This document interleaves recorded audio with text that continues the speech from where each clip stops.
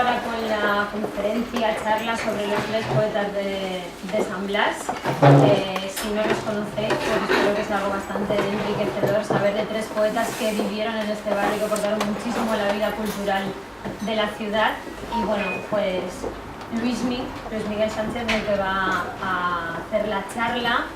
Nos conocimos porque es un exalumno mío del taller de escritura creativa, que bueno, como muchos otros alumnos que vienen a mi taller, vino más en busca de compañía escritora, creo, que de aprendizaje, porque bueno, él es poeta, de hecho, entendiendo que poeta es la persona que escribe poesía, ¿vale? Y bueno, no os digo nada más. Espero que sea amena la charla, que participéis, que preguntéis, y sobre todo la gente que está aquí, que conoció a estos poetas y que puede dar un testimonio en primera persona, que lo haga, porque se trata un poco de esto, ¿no? No de compartir, no dar una clase magistral, sino aprovechar una persona que vive la vida cultural de Alicante y se interesa por esto, para compartir, comentar, que todos sepamos más de esto y que utilicemos a estos poetas como ejemplo de cómo podemos amenizar la vida cultural de la ciudad, que para eso estamos aquí reunidos además, ¿vale? Así que, Luismi, Hola, buenas tardes. ¿Cuánta gente? Madre mía. Esto es la primera vez que lo hago, así que disculpadme porque estoy un poquito nervioso.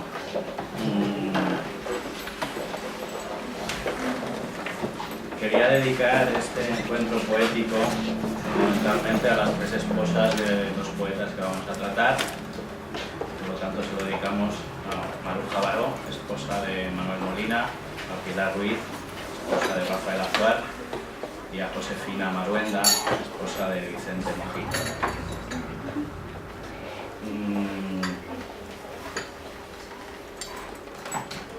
Quería destacar que fueron 3 poetas que coincidieron en el tiempo y en espacio, porque residieron aquí en el barrio y participaron de una manera muy activa en la vida cultural de Alicante. Y cuando digo muy activa, quiero decir muy activa. Fueron gente que se batió el cobre por la cultura en esta ciudad en tiempos muy complicados. Entonces yo quería empezar un poco enumerando unas características que creo que comparten los 3, que sería la influencia que tuvo la Guerra Civil Española. A ellos les pilla muy jóvenes, cada uno la vivió a su manera, pero está claro que cuando hay un conflicto tan grave, el ser humano reacciona ante eso, y más una sensibilidad como la de estas personalidades que tienen esa manera de entender la realidad, como son los poetas, ¿no? Entonces, a cada uno de una manera diferente les marca el hecho de haber vivido ese momento, ¿no? Luego, la temática poética, hay muchos temas que son coincidentes en ellos, como puede ser pues, el amor, la amistad, la importancia de la familia, la justicia social, son temas que están en los 3 en menor o mayor medida. Luego son poetas que, a pesar que son distintos estilísticamente, pues poseen un lenguaje bastante claro, bastante directo, no son partidarios de barroquismos o cosas enrevesadas, ¿no? Plantean imágenes que se ven enseguida y llegan enseguida al lector, emocionan con facilidad. Luego, pues lo que habíamos dicho al principio, tienen una gran participación los 3 en la vida cultural de la ciudad. Muchísimo. Podríamos estar horas hablando de eso, ¿no? Y luego también es mi percepción personal, a pesar de que no los traté. Yo tuve la suerte de ser, por ejemplo, vecino puerta con puerta de Manuel Molina. Pero entonces yo era pequeño y yo no sabía ni que era poeta. Para mí era el hombre de la pipa. Era un señor que iba Lo recuerdo con un traje gris, muy serio, con una sonrisa como de tímido, pero que hablaba muy poco, pero desprendía bondad. Rafael Azuar, tuve la oportunidad de estar en 2 conferencias. Me parece un sabio. Rafael Azuar me parece un sabio, daba gusto oírle hablar. Y Vicente Mojica, no tengo referencias nada más de lo que he podido leer, pero he leído maravillas de él. Entonces me parece muy importante que, aparte de ser 3 poetas de gran calidad, fueron 3 seres humanos de gran calidad, y eso también se refleja en sus poemas. Entonces, pues dicho esto, yo voy a empezar por Manuel Molina por una cuestión azarosa, porque cuando se hizo el cartel, yo, como no tengo ni idea de temas de ordenador, le dije a mi hijo, que está aquí, Nicolás, que me hiciera una composición de 3 fotografías para mandárselas aquí al Cresol, y entonces él lo estableció así. Voy a seguir ese orden, ¿no? Y entonces, bueno, yo quiero empezar, antes de que hablemos de él, ¿a alguien le gustaría leer un poema de Manuel Molina? Lo elijo yo. ¿Alguien? ¿Un voluntario? Venga, pues tú, una valiente. Manuel Molina. Duele la voz y a veces la sonrisa cuando asoma labios en un pañuelo y una invisible mano va de vuelo por el blanco silencio de la mesa.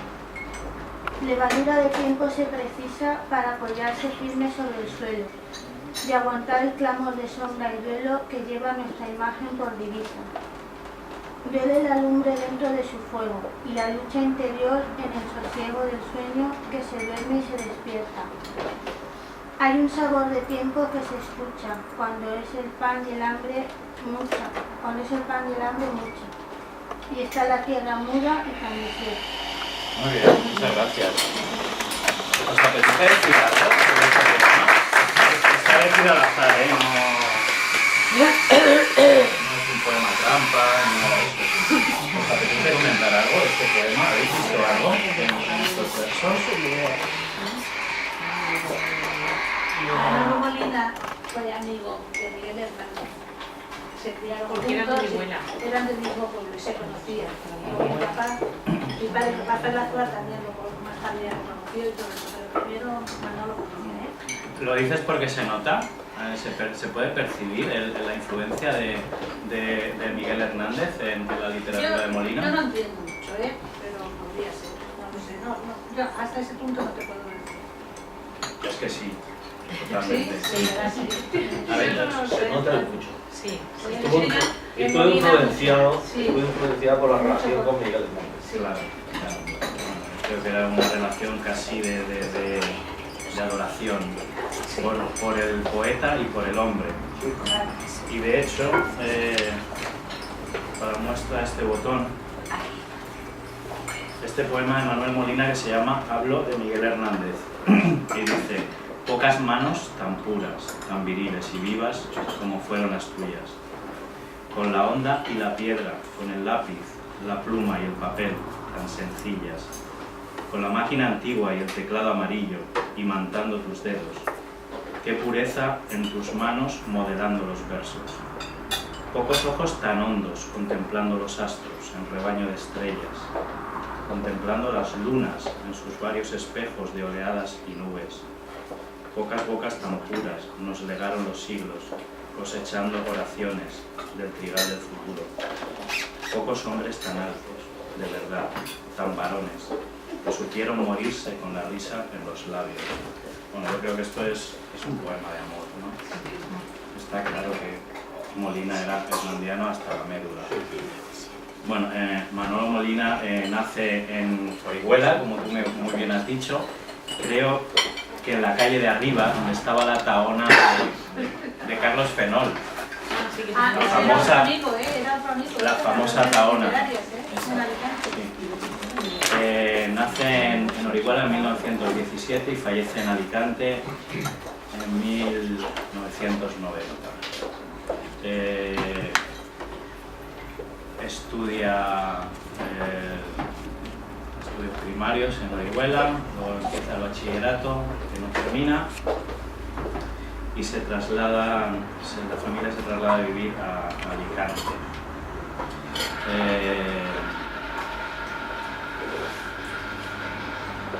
En 1935 se traslada a Alicante. Molina pertenece a lo que se llamó el grupo de la Tahona o grupo de Orihuela, aunque hay una controversia de si existió este grupo como tal, que trataremos de aclarar en otro encuentro poético que será más adelante, que hablará concretamente del grupo de la Tahona. Entonces sí que es verdad que había unas reuniones en la Tahona de Carlos Fenol, donde acudían el propio Carlos Fenol, por supuesto, los hermanos Sige, Ramón y Gabriel, acudía también el gran Miguel Hernández, acudía Arturo Lizón, otro poeta importante de Orihuela, y bueno, el Benjamín era Manuel Molina. Manuel Molina también porque acudía. Ahí es donde conoce a Miguel Hernández sí, que existía estas reuniones, es cierto. Lo que hay controversia es si era un grupo literario como tal, como puede ser, pero claro, eso es muy relativo. O sea, un grupo literario, de personas jóvenes, claro, amantes de la literatura, y es como la generación del 27. La generación del 27, cada uno vivía en su casa y escribía sus poemas, y se juntaban cuando se juntaban. Pero bueno, en fin. Fue secretario de las Juventudes de la Unión Republicana.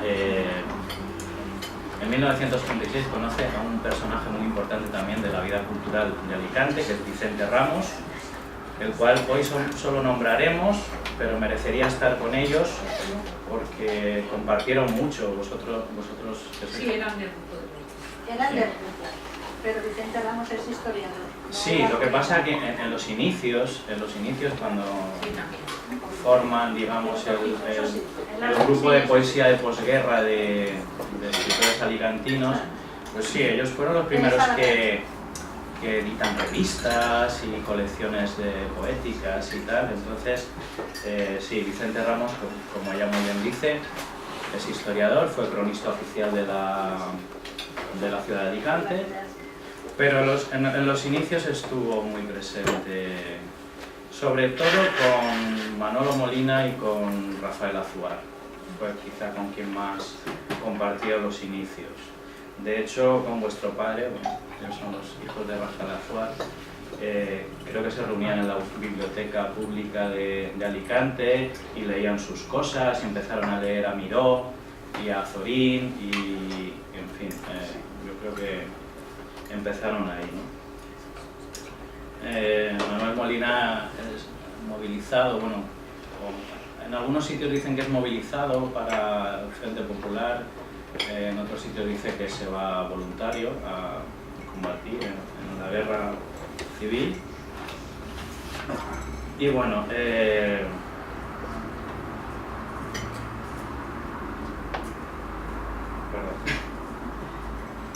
bueno, pues eso, fruto de esta amistad con Vicente Ramos,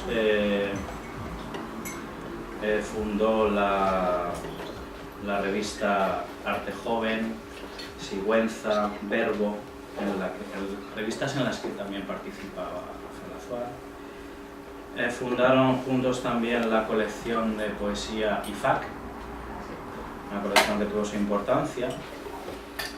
Y según he leído, no sé si este dato no lo he podido contrastar del todo, parece ser que los primeros poemas que se publican en España, porque Miguel Hernández se lo publicaba mucho en el extranjero y tal, pero parece ser que los primeros poemas que se le publican a Miguel Hernández en España, aun a riesgo de tener problemas con la justicia en aquellos tiempos, pues fue Vicente Ramos y Manuel Molina en la colección IFAC.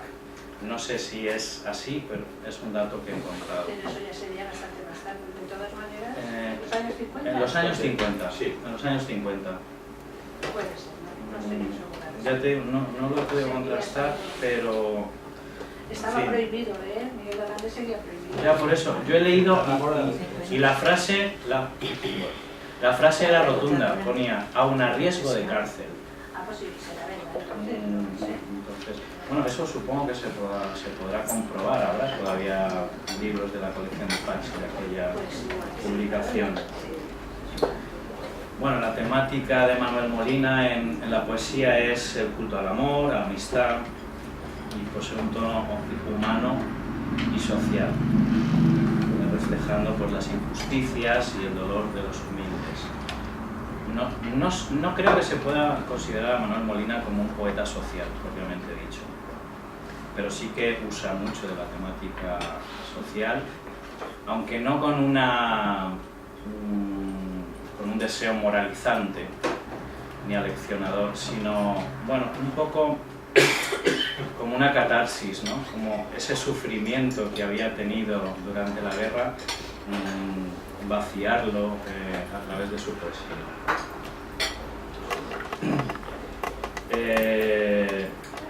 El primer libro, bueno, él publica una serie de libros antes de los que parece ser que no estaba muy satisfecho, los considera libros menores y no les da mucha importancia. El primer libro que él considera que tiene una entidad como poeta es en 1950, Hombres a la deriva, en la que, bueno, esto que está comentando ahora se ve muy claramente, el tema este de la importancia de los oprimidos, ¿no? de la importancia en toda su literatura de los oprimidos.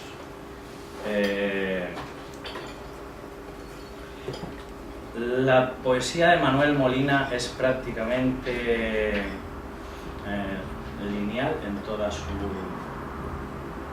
trayectoria, tanto en temática como en fórmulas expresivas, porque para él era casi más importante las cuestiones éticas que las cuestiones estéticas. Digamos, dejaba un poco a un lado las cuestiones estéticas, entonces trataba de dar emotividad y sinceridad al verso, aunque no quedara tan bonito, pero que se plasmara esa crudeza y esa emoción. Tiene influencias, sobre todo Miguel Hernández, que parece poderoso, de César Vallejo, a quien casi pone a la altura de Hernández, pero no, de Lorca, de Alberti, de Juan Ramón. Y bueno, como he dicho antes, no se podía considerar un poeta social, pero sí un poeta popular. Quiero leeros una cosa.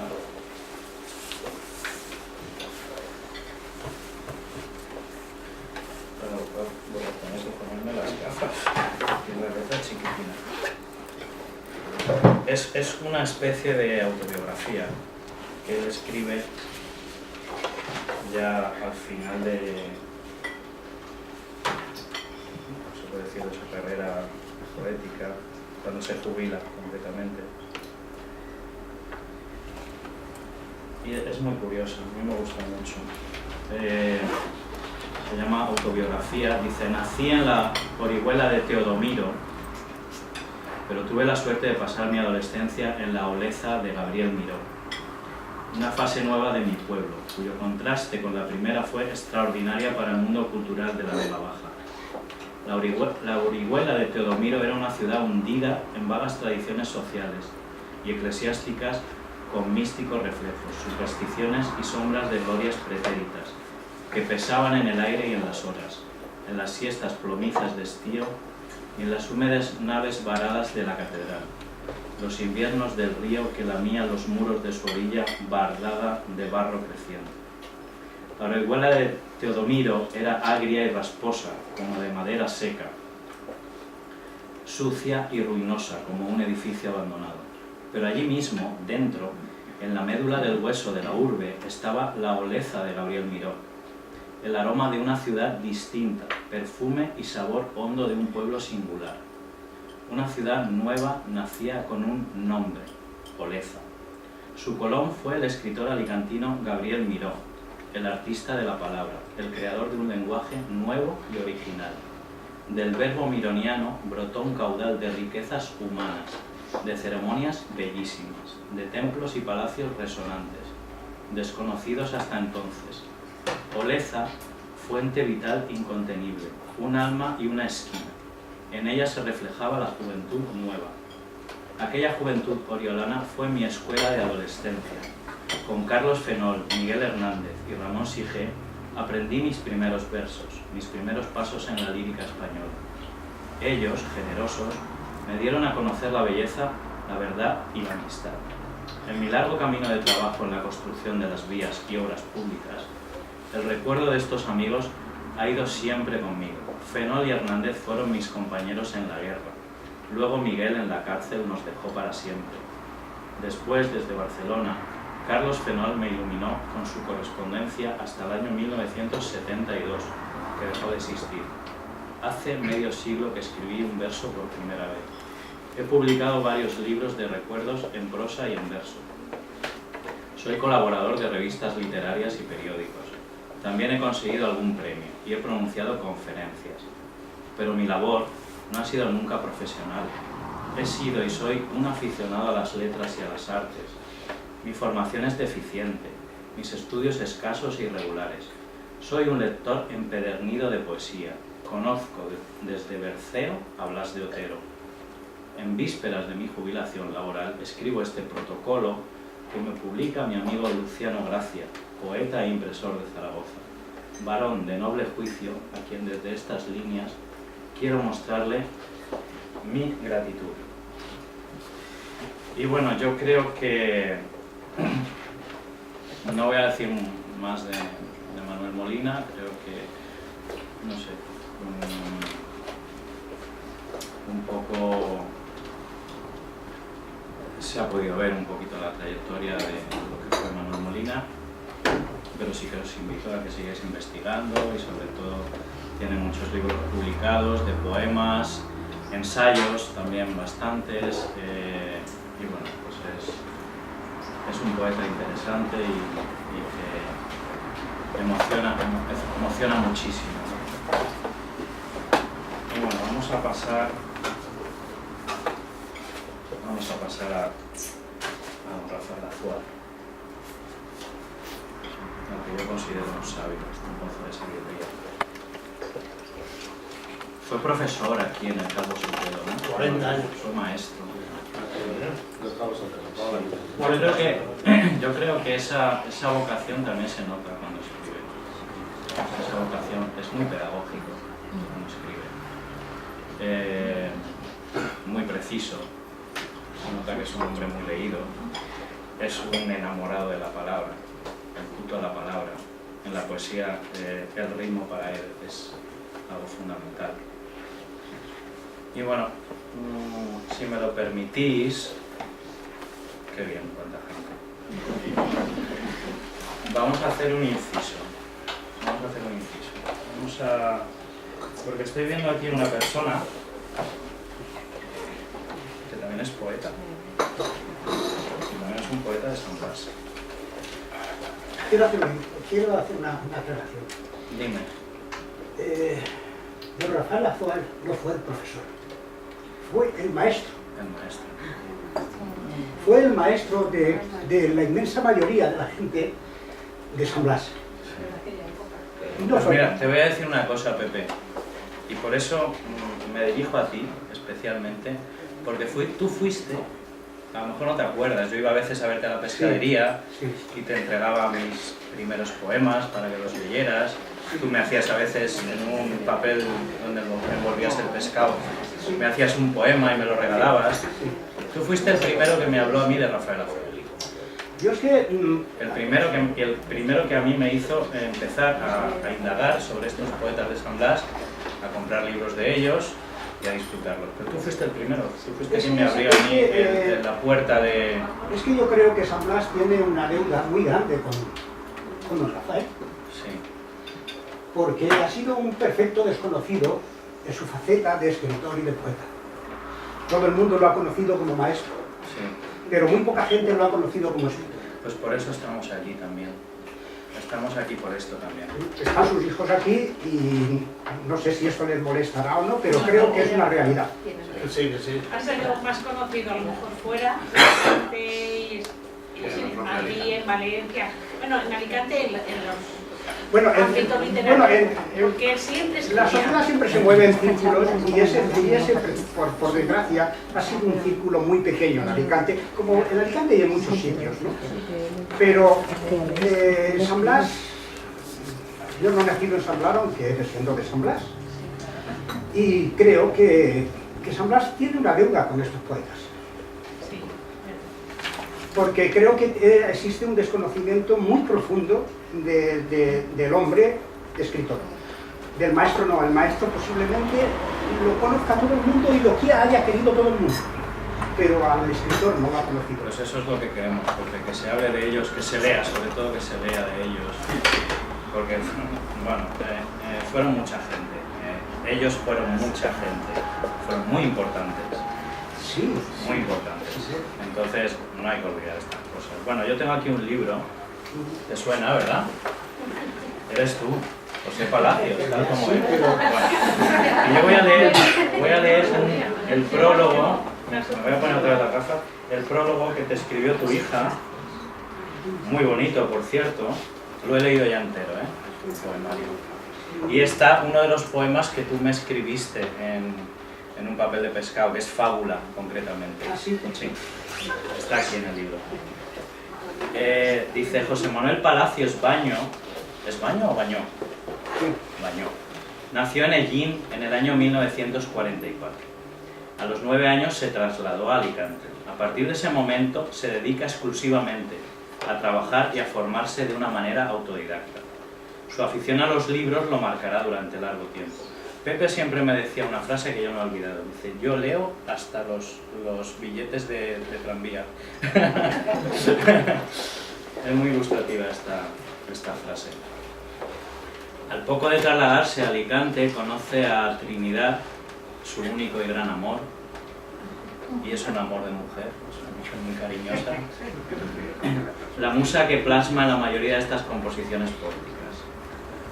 Su tenacidad, su valor, su nobleza, su perseverancia y su lucha constante le hace crear y formar una familia y sacarla adelante. Su pasión por los libros y el interés por la sociedad cambiante que domina el planeta le llevan a cuestionarse la utilidad de su propia vida. En esta pequeña recopilación de su obra escrita se decanta una personalidad abierta, algo escéptica y terriblemente terrenal. Sin embargo, nos traslada a un mundo de sueños, de perspectivas, de ideales, de amor, de anhelos, deseos y muerte, y todo basado en experiencias propias. Es un lujo para los sentimientos poder leerte y poder conocerte a través de tus letras, sobre todo para los que te queremos tal como eres. ¿No te lo esperabas? No. Pero te lo mereces. Gracias. Como un río voy a ti, vivaz, cantarín, alegre.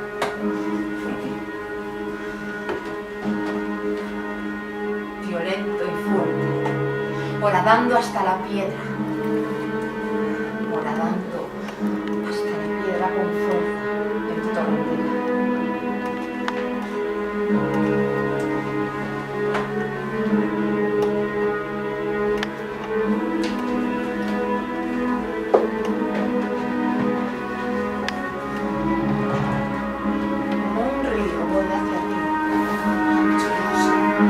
Noble, hecha,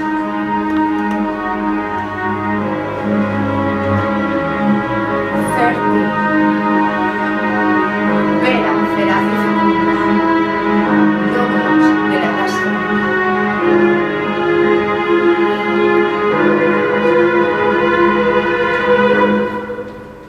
como un río voy a ti, decepcionado, triste, cansado, lento, desfallecido y maltrecho, pensando si el camino elegido fue o no el mejor hecho.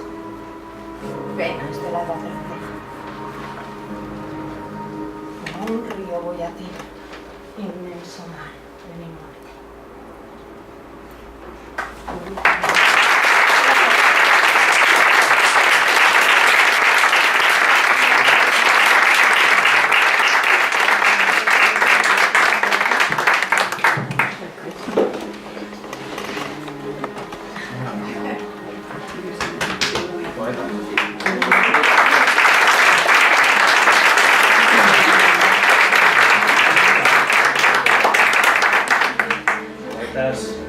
Poetas de San Blas.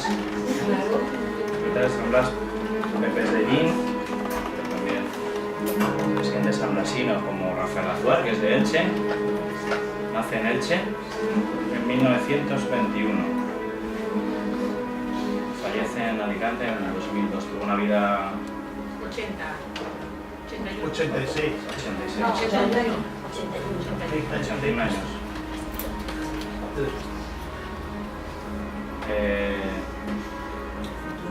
Se traslada a la familia, creo que pasan primero por Monóvar, por Muchamiel, antes de llegar en la guerra.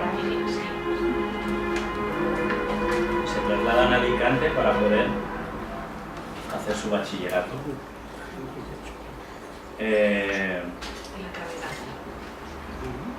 Sí, posteriormente en la escuela de Cristerio. Bueno, en Alicante también conoce a Vicente Ramos.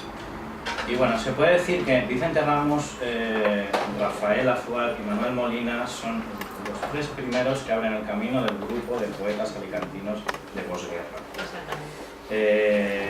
Ellos pues se hacen muy amigos, iban a leer juntos a la biblioteca, supongo que también escribirían sus cosas y se las mostrarían. Y bueno, tenían sobre todo un culto especial a nuestros dos grandes prosistas, los dos grandes prosistas alicantinos, que son Azorín y Gabriel Miró. Creo que tienen épocas en las que son más azorinianos que mironianos, o que uno es más azoriniano y el otro menos, y, en fin, como suele ocurrir, ¿no? Y bueno, leen poetas como Juan Ramón, como Rubén Darío, como Tagore, que yo creo que en aquella época sería más complicado, pero lo leen a través de unas traducciones de la esposa de Juan Ramón, de Zenobia Camprubí. Poco después se les une Manuel Molina y bueno, pues empiezan sus andanzas por la vida cultural de Alicante.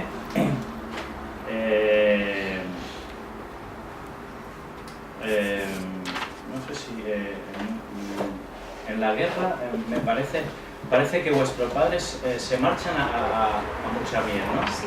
Entonces parece ser que tiene, digamos, más tranquilidad allí.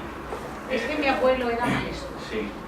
También, mi padre en la guerra lo llamaron, era un jovencito de 17 años. Exacto. No llegó a ir a... No, exactamente, eso lo he leído también. No lo llegan a alistar porque no tenía la edad. Pero a los 3 meses la lograron. Estaban haciendo... Dice que hacían la estación con alpargatas y con escobas. Sí. No, como palos en forma de fusil, ahí por Ibi o por ahí. Pero Ya, vale. Bueno, yo he leído eso, que el hecho de estar en Muchamiel le permite tener una tranquilidad suficiente para dedicarse más intensamente a la lectura. Rafael Azuar es un lector voraz, empedernido, enfermo de la palabra. Y bueno, esto también le hace conseguir muy pronto, antes que Molina, por ejemplo, una técnica muy depurada a la hora, tanto en la narrativa como en la poesía. Y más si tenía esta avidez de encontrar palabras, de cultivar palabras, ¿no? Entonces tenía ese talento innato y se unía pues a ese trabajo, porque vuestro padre también era muy partidario de que sin trabajo y sobre todo en la narrativa es imposible. El estilo se genera, se consigue muchísimo trabajo, incidiendo sin parar. Entonces él también era un trabajador incansable y su material de trabajo era la palabra y lo ejercía muy bien. Bueno, ellos redactan una especie de poemario que solamente se hace una copia, no sé si viene aquí cómo se llamaba, lo hacen entre los tres, solamente hay una copia mecanografiada que se perdió. Esto eran pues, los inicios del grupo de Alicante, ¿no? Luego fundan la revista Arte Joven, la cual tienen que abandonar, no por falta de dinero, solamente creo que hay una tirada, un número, y pasa lo siguiente, Manuel Molina lo llaman a filas otra vez porque tiene que hacer el servicio obligatorio. Vuestro padre, Rafael Azuar, empieza la carrera en la escuela de magisterio. La tiene que repetir, porque él la hizo antes de la guerra porque era un alumno adelantado. Ah, pues eso no lo había... Ese dato, mira, me encantan estas cosas. A ver, 2 o 3 años más de su edad, o sea, adelantado. Porque tenía niños en una edad, pero cuando acabó la guerra no valió en esta zona, porque era zona. Tuvo que volverla a hacer. Pero creo que en un año se examinó y la sacó toda otra vez. Bueno, pues... Pero luego también tuvo que hacer 3 años de niño. Ajá. 3 o 4, ¿eh? 3. Bueno, luego fundan la revista Cancionero, que es fruto de reuniones en la Casona de la Asegurada, hoy Museo de Arte Contemporáneo, donde vivía Eusebi Sempere, y bueno, pues ahí tenían también sus reuniones. También acudía Carlos Fenol, el poeta de Orihuela, y Arturo Lizón, y bueno, fundaron esta revista llamada Cancionero. Posteriormente aparece otra publicación, como veis no paraban, eran muy inquietos, querían transmitir su amor a la literatura. Aparece Intimidad Poética, que al principio solo llevaba 3 poemas, uno de cada uno de ellos, y luego, bueno, pues fue creciendo. La revista valía 2 pesetas. Y bueno, Rafael Azuar desde muy joven tenía un estilo muy depurado, era un escritor elegante. Leyéndole parece que no le costara escribir. A él sabrá lo que le costaría poder escribir así, ¿no? Porque la difícil facilidad, ¿no? Tenía un léxico muy amplio. Y bueno, como hemos dicho antes, era un enfermo de la palabra y del lenguaje. Leía el diccionario muchas veces. Leía el diccionario sí, para aprender claro. a encontrar palabras nuevas. Es que necesitaba palabras, Eso dice mucho para mi gusto de un escritor. Esa sensación de necesitar la palabra y buscarla y trabajarla. Porque con la palabra se puede hacer muchas cosas. Entonces, Rafael, aparte de trabajarla, la trabajaba muy bien. La influencia de Miró y Azorín es muy importante, y tanto a nivel técnico como estético. Yo muchas veces leyéndole me costaría separar la influencia de uno y de otro, porque está muy bien unida, ¿no? la de ambos escritores, ¿no? Bueno, Rafael Azuar, aparte de un gran poeta, ha sido un gran prosista. Ha obtenido premios nacionales, como el premio Café Gijón, no sé si 2 veces, puede ser, solamente una con Modorra. Vale, pues es un dato que hay por ahí también y que no se ve que es erróneo, porque he leído por ahí que tenía otro premio Café Gijón. Pero no, a mí no me sonaba tampoco, ¿eh? Finalista puede ser. Yo siempre había leído que había ganado el Café Gijón con Modorra, el premio literario del Café Gijón de novela corta. Y bueno, con Los Zarzales, en 1959 es finalista del Premio Planeta. O sea que, en fin, estamos hablando de gente muy importante.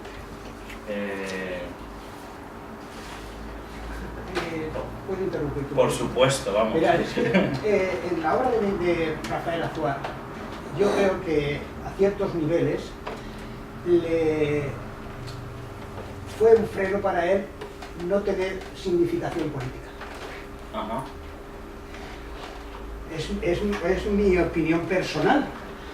El hecho de no significarse políticamente en sus escritos ni en su vida, me refiero significarse en ningún sentido. Es posible que le haya influido negativamente a nivel, por ejemplo, de algunos premios, como el de Los Zarzales, que fue finalista del Planeta. Los finalistas del Planeta, según preguntativos, no que mis hermanos que me corrijan, según me contaron a mí, él le llamó a un amigo de Madrid diciendo: Rafael, el premio del Planeta es tuyo, y con una diferencia importantísima del segundo. Y entonces él llamó a Lara y le dijo que es que algún fragmento de la novela, porque mi padre para esas cosas no era muy honrado, era hasta la medio, que algún fragmento lo había publicado de la revista, solo que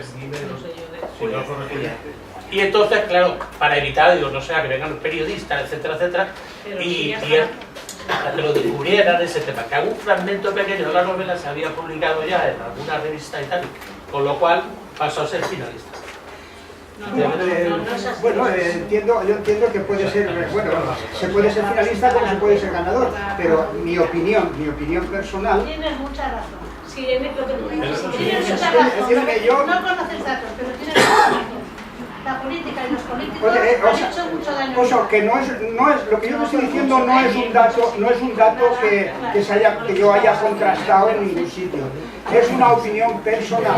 Tú has leído, tú lo has leído. Hombre, yo he leído a vuestro padre y tengo bastante de él, alguno dedicado a mí.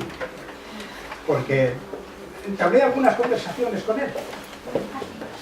Y es mi opinión, que es la no significación política en unos momentos en los que de alguna manera había que ser algo, Sí, había cuando empezó la... pues le redundó en algunas cosas. Bueno, ya te digo que es una opinión muy personal, de la cual estamos de acuerdo. Y el hecho de no salir de Alicante, no estar en Madrid, por ejemplo, eso también siempre puede influir, ¿no? Pero Queridos, por ejemplo, no ha sido excesivamente viajero. Eran provincianos. Sí, siempre influye. O sea que no es algo que... ya te digo que es una opinión personal. Pero estamos de acuerdo. Pero eso lo decía, si hubiera estado en Madrid, hubiera terminado. Pepe, ¿te animas a leer un poema de Rafael Azuar? ¿Un soneto? Venga, Pepe. Venga. Yo soy de lágrima fácil. Por cierto, los tres poetas eran unos sonetistas magníficos. Tenían una facilidad para plasmarlos muy grande. Tengo mis labios el color del vuelo, cansado de soñar en ti contigo. Huele a penumbra el verso que te digo, a penumbra de duro y desconsuelo. Pisando, por costumbre, el duro suelo y haciendo besos por costumbre, sí, y la forma del sueño que persigo se escapa entre mis manos en un vuelo. He de comprar el aire más temprano, la aurora entre tus celos sorprendida, o reaje de luz y de sosiego. A ver si así, de cara ya al verano, amanece mi vida y al mar llego al volver la espuma de tu vida. Muy bien.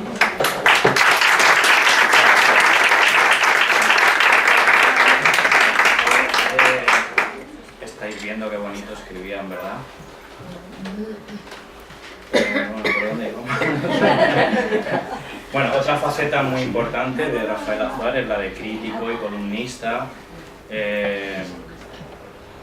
Como Pepe ha dicho antes, hasta en eso se notaba que era un profesor, un maestro. Para mí, un maestro. ¿Te gusta más? Sí, a mí también me gusta más la palabra maestro, tienes razón, es más rotundo. Eso no Sí. quiere decir que sea peyorativo para el profesor, pero que me gusta más la palabra maestro. Porque aquí él era el maestro. Era el maestro del barrio, ¿no? Sí. Sí, era el maestro del barrio. Sí, y nosotros éramos los hijos del maestro. Sí. Y bueno, desde su tribuna como crítico y columnista, pues por ejemplo, porque otra cosa que tenían los tres era que eran defensores de la figura y de la poesía de Miguel Hernández, y como Rafael, como por supuesto Manuel Molina. Y bueno, Rafael Azuar se las tuvo tiesas con gente como Luis Antonio de Villena o como Francisco Umbral, defendiendo la figura de Miguel Hernández dialécticamente. Creo que no llegarían a conocerse seguramente, pero sí, se carteaban también. se carteaban, estupendo. O sea que se llegaron a conocer. Bueno, de hecho, no sé si Umbral también llegó a ganar algún premio del Café Gijón pero bueno, sí he leído que tuvieron ahí una controversia, vuestro padre, Luis Antonio de Villena, el poeta Luis Antonio de Villena, que un poco detestaba la figura del poeta de Orihuela, y con Francisco Umbral también. Entonces, bueno, dice mucho también de la envergadura en esta faceta de Rafael Azuar como... Influye mucho la ideología política. En eso que está diciendo, influye mucho la política. Influye también en todo. Esas personas que tú dices. Sí. Bueno, pero se supone que estos eran de izquierdas, ¿no? Como Hernández. Aunque bueno, Hernández ha sido un poco... Miguel Hernández era el poeta del pueblo. Sí, pero... Tú lo lees y todas las palabras que utilizas... Pero que da la sensación que era un poeta que no le venía bien ni a la izquierda ni a la derecha. O sea... ¿Sabes? O sea...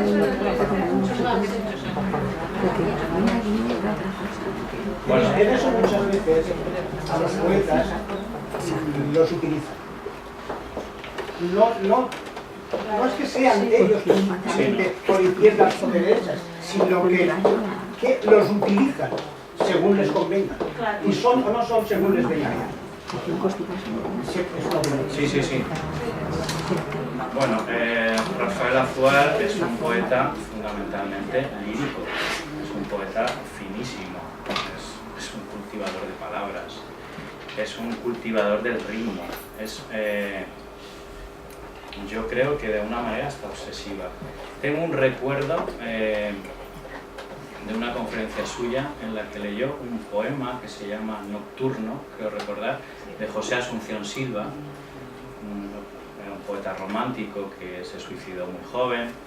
Es un poema de amor fascinante, que tiene una cadencia muy especial. Pero es que cuando se lo oía recitar a Rafael Azuar, todavía tenía más ritmo, todavía tenía más cadencia, era más musical. O sea, hasta leyendo yo creo que pretendía exprimir toda la música del poema, ¿no? Entonces a mí no se me olvida estar escuchando su voz, cómo iba trayendo palabra a palabra, encadenándola, que parecía un leve oleaje que iba viniendo y se iba. En fin, fue un prodigio, porque bueno, no todo el mundo sabe recitar.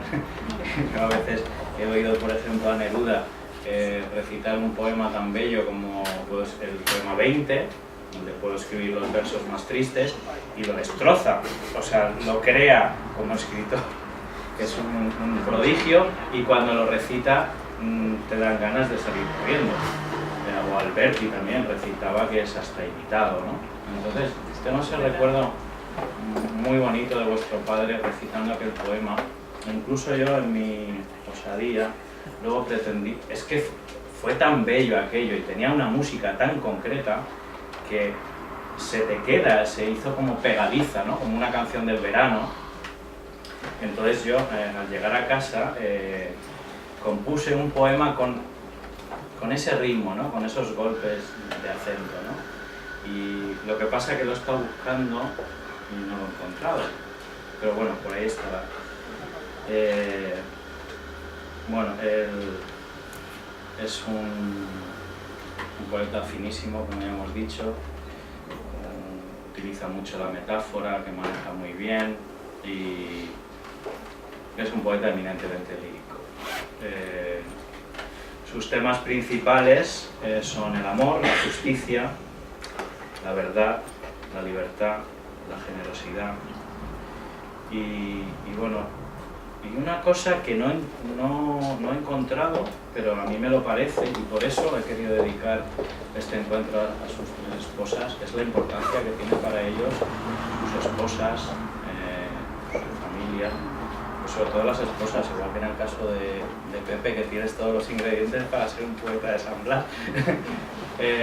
Y normalmente no lo suelen poner, pero se ve enseguida cuando les lees la importancia que tiene para ellos el apoyo de la esposa, la esperanza en los hijos.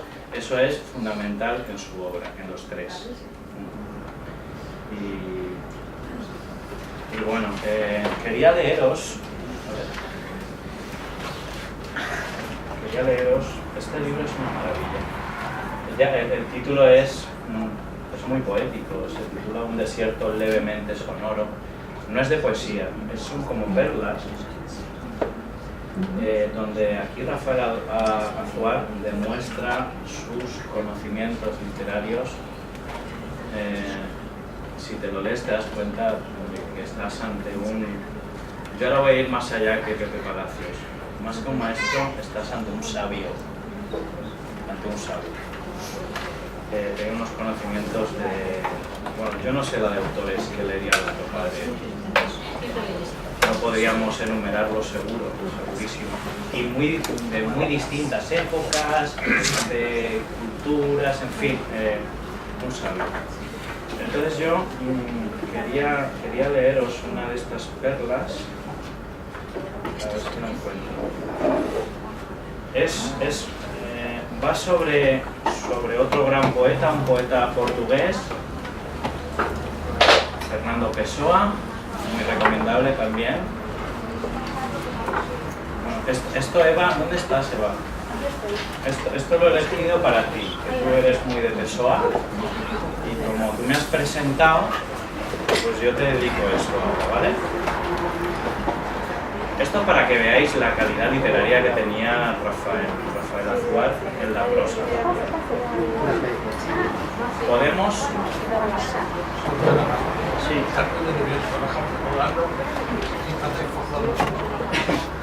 Podemos imaginarnos a un Fernando Pessoa absorto ante una mesa o un pupitre en el que ejerce su función de contable.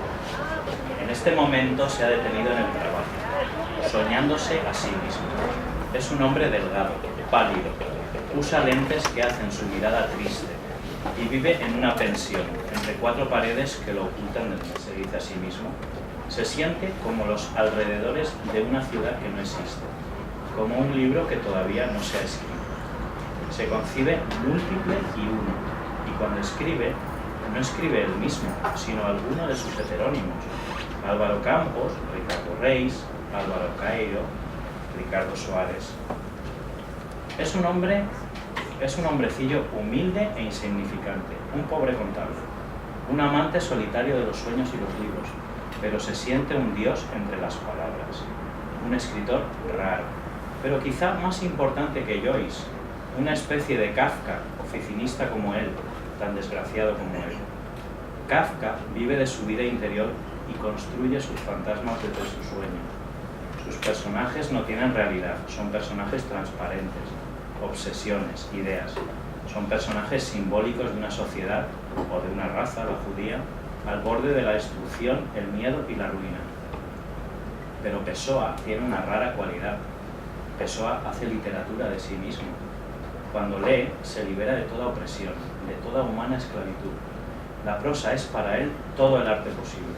Su verdadera patria es la lengua. A Pessoa le gusta palabrear. Esto es un verbo que inventa vuestro padre. Palabrear. Ser lo que no ha sido nunca en esta tierra. Alcanzar por la palabra la cumbre del universo. Pessoa tiene una visión chaplinesca de sí mismo.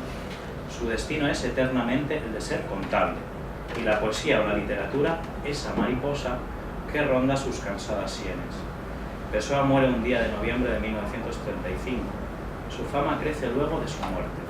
Se le considera un escritor raro, un poeta que prescinde de los sentimientos y se encierra en la esfera de lo absoluto. No lloro por nada que la vida traiga o se lleve, confiesa, pero hay páginas de prosa que me han hecho llorar. A mí me parece...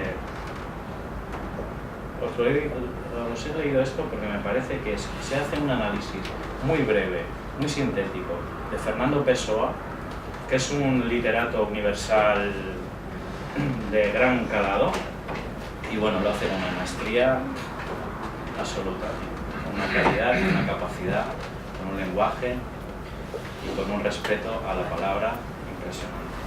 Y bueno, si queréis decir algo más de Rafael Azuar, vosotros... Tú has dicho cosas que yo ni sabía. Que en su vida la literatura era todo. ¿Perdón? Que en su vida la literatura era todo. Era todo. Bueno, aparte de los... Bueno, su mujer lo primero. Ah, amigo. Y los hijos. Él decía que era un literato. Un literato. Él decía, cuando le decían, es poeta, ¿no? O novelista, él decía, no, yo soy un literato. Es que eso, os lo he comentado a vosotros antes, la novela, es que él a veces un poco descreía de los géneros, o sea, era un todoterreno. Y aquí un poco en este libro junta géneros. Era literato y le gustaba la literatura, independientemente de si fuera ensayo o un cuento. En ese momento le venía esa inspiración que fuera esa idea y eso es lo que escribió. La palabra, la palabra, la palabra y la palabra. Bueno, pues vamos con Vicente Mojica, el último. Me han quitado los poemas.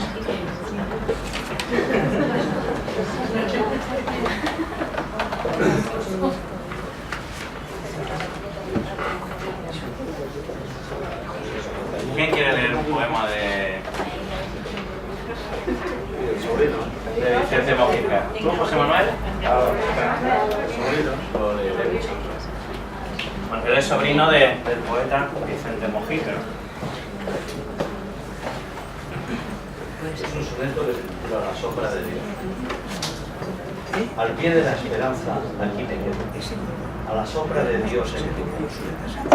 Que nadie diga luego esto, con tanta incertidumbre.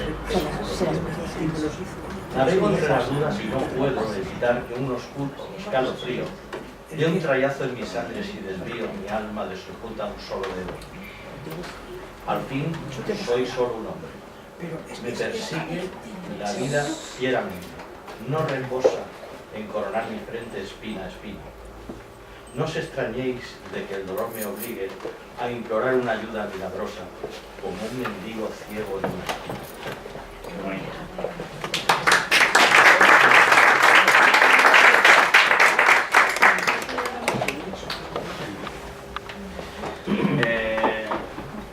Vicente Mojica también es un poeta muy fino. Es lo que hemos hablado antes.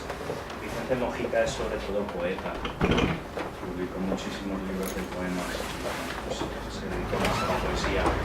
Aunque también tiene publicado un auto sacramental que se titulaba José Manuel. El sembrador de vientos. El sembrador de vientos. Exacto.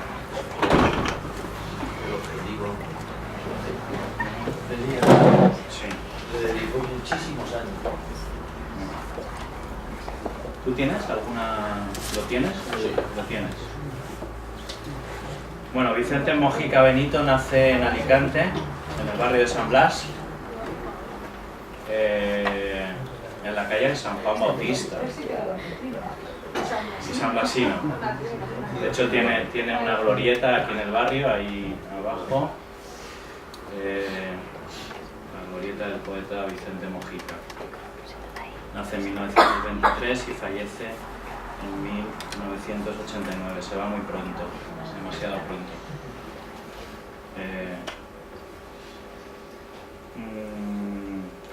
Tiene como referente fundamental a Antonio Machado.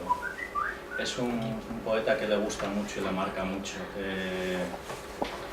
Vicente Mojica no es un poeta que guste de la retórica, va al grano, llamar a las cosas por su nombre, la sencillez. Entonces, eso también muchas veces cuando lees poesía se agradece, que las imágenes enseguida... ¿Qué decías?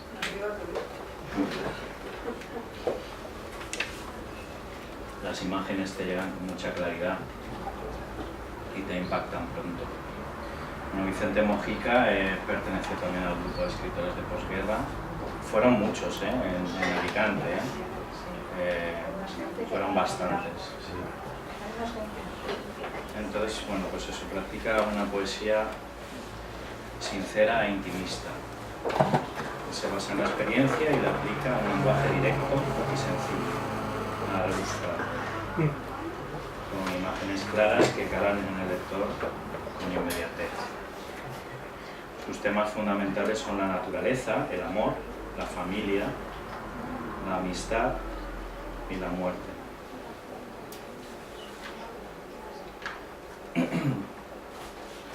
Bueno, Vicente Mojica, corrígeme José Manuel porque no sé si es así del todo. ¿Estudia medicina en Valencia? No, Él era practicante, lo que hoy sería enfermería, ¿no? Estudia enfermería, eso sí. Vale. Estudia enfermería y bueno, fue su profesión de toda la vida, a la que también se dedicó en cuerpo y alma.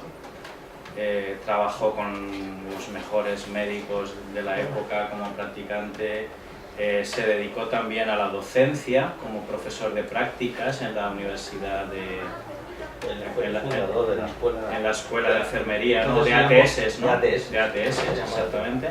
Y bueno, él, aparte de su vocación como poeta, también se dedicó en cuerpo y alma a su profesión, desde esa vertiente profesional y didáctica como profesor. Él decía que estaba influenciado por dos cuestiones muy importantes en su vida. Una era su profesión, por todo lo que veía, y la segunda, que también lo caracterizó mucho, fue la profunda creencia religiosa. Sí, y es una cosa que se ve de una manera muy palpable en su poesía. Parece mucho religiosidad. Sí. Bueno, Vicente Mojica también es el compositor, el creador de la letra del himno de San Blas. Sí. Es así, ¿no? Y de las embajadas. Bueno, también hizo muchas embajadas y es el cronista, es cronista oficial de la fiesta de moros y cristianos de Alicante. Compuso el himno de San Blas y marchas de la comparsa con los contrabandistas y también escribió el libro Las embajadas. Ya jubilado, en 1988 recibió la encomienda de la Orden Civil de Sanidad como reconocimiento a su vida laboral. En su barrio se dedicó una glorieta en su nombre. Es un poeta premiado y que también participó muy activamente. Perteneció, si mal no recuerdo, al Ateneo Científico y Literario de una manera muy activa. No sé si haciendo alguna labor en la dirección, creo que fue así durante un tiempo. Durante un tiempo lo fundaron un grupo de amigos. Sí. Creo que sí que tuvo labores directivas, no sé exactamente cuáles. Sí, ellos creo que primero tuvieron una participación muy importante, los tres, con Vicente Ramos, en el Instituto de Estudios Alicantinos. Ajá, exactamente. Y de ahí empezó a surgir el germen de que le faltaba algo a Alicante. Y fundan el Ateneo, ¿no? Buscaron el local, se metieron en un berenjenal. Hay una anécdota muy chula para que veáis el carácter y la bondad de Vicente sobre el Ateneo. Dice, en un acto de homenaje a Gabriel Miró en el Ateneo de Alicante, uno de mis poetas preferidos es Vicente Mojica, socio fundador y miembro de la Junta. Recuerdo una anécdota que presencié cuando un cobrador de unos grandes almacenes se dirigió a Vicente Mojica, dado que era la única persona de la Junta Directiva que estaba en ese momento en la oficina, presentándole una factura de muebles, pues estaba equipando el local de la calle Navas, y él, con la sencillez que le caracterizaba y sosteniendo la factura en la mano, le respondió al cobrador: yo soy un hombre de letras, pero no de estas letras.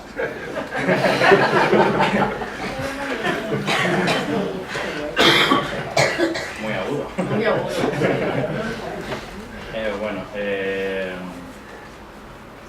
Obtiene el premio Gabriel Sige, que esto, bueno, también hizo incursiones en la narrativa, muy escasas, pero obtiene el premio Gabriel Sige de novela corta, con la novela titulada El hombre del volante 1016. Y bueno, como decía antes José Manuel, en 1985 la Caja de Ahorros Provincial le publica el autosacramental El sembrador de vientos. Y bueno, Vicente Mojica era un hombre que se sentía poeta. Es de estas personas que sienten pronto la vocación, la necesidad de expresar a través de la poesía. Yo diría que nació poeta y se murió poeta. De hecho, las pruebas es que escribió muchísimo, o sea,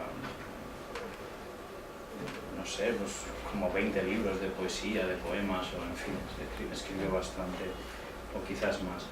Y él decía: para mí la poesía es una constante permanencia en vigilia, casi una imposición biológica, que me condiciona en cuanto a forma de sentir, de vivir inclusive, y de cuya amable opresión me libero solamente con la creación del poema. Creo que es muy ilustrativo esta frase de Vicente sobre lo que significaba para él el sentir esa angustia creativa que se liberaba cuando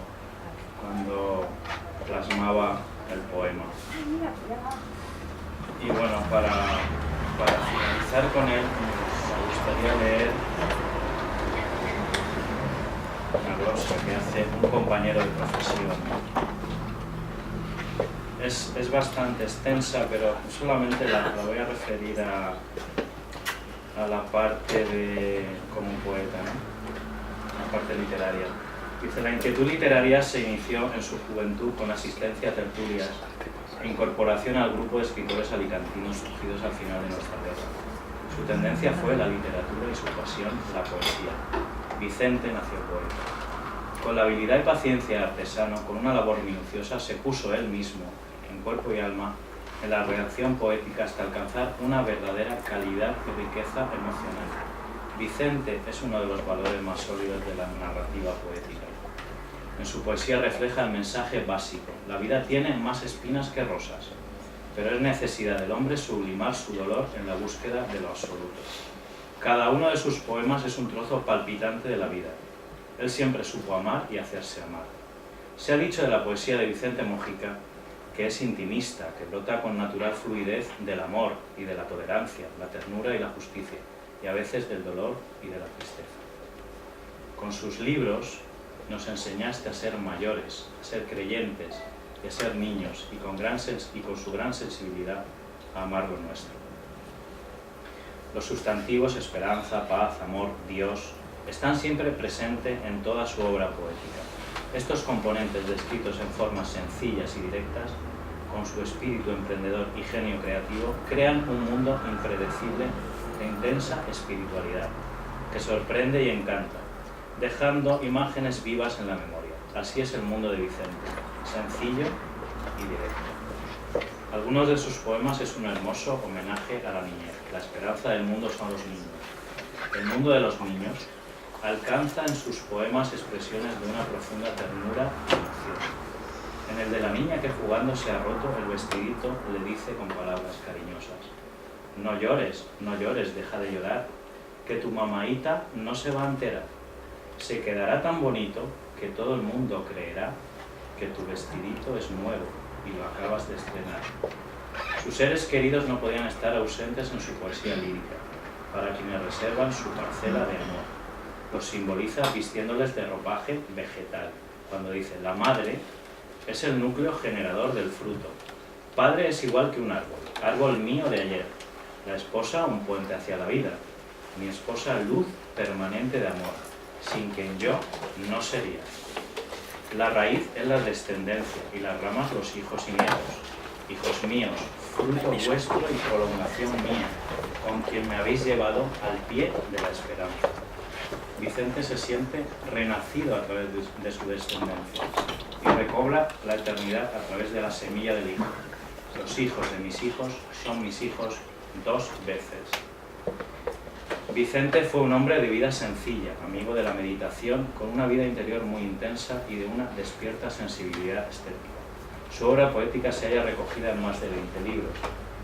Es coautor de otros y ha colaborado en distintos periódicos, revistas, cuentos, ensayos y poemas, y ha obtenido premios de categoría nacional.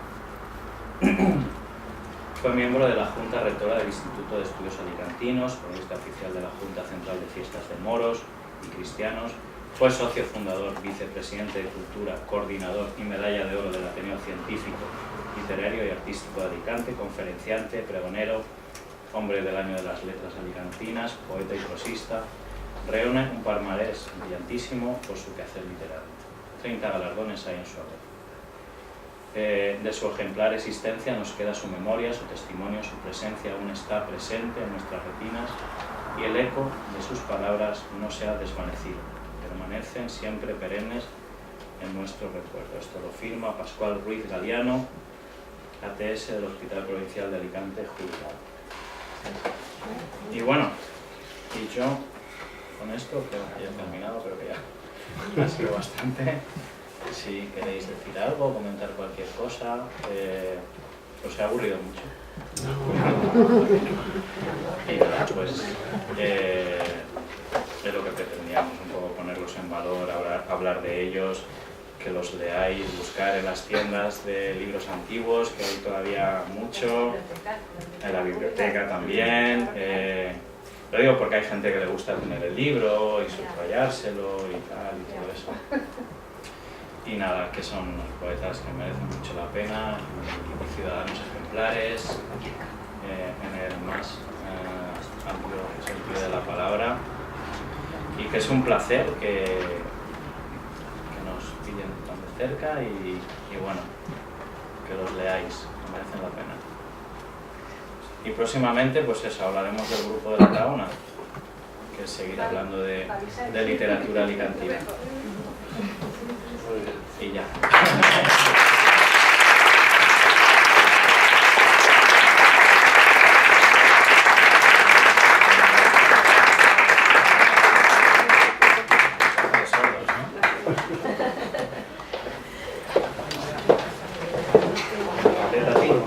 Ah, bueno, no, yo es que...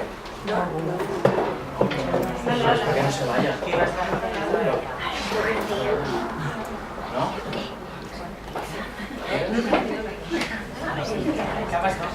Bueno, que ahora viene otro acto muy chulo, que no os vayáis, que hay una exposición muy chula.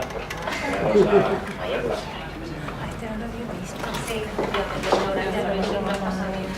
Muy bien acompañado, que estaba hablando y luego ya, pues todo ha ido más. Me habéis ayudado mucho vosotros que estuvierais ahí.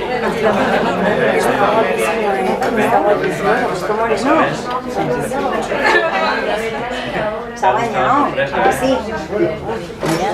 ¿Se ha bañado en la playa hoy? ¿Con el frío que hacía? ¿Campeón? Hostia, qué zapatillas, no chido. Enseñale lo que hacen las zapatillas.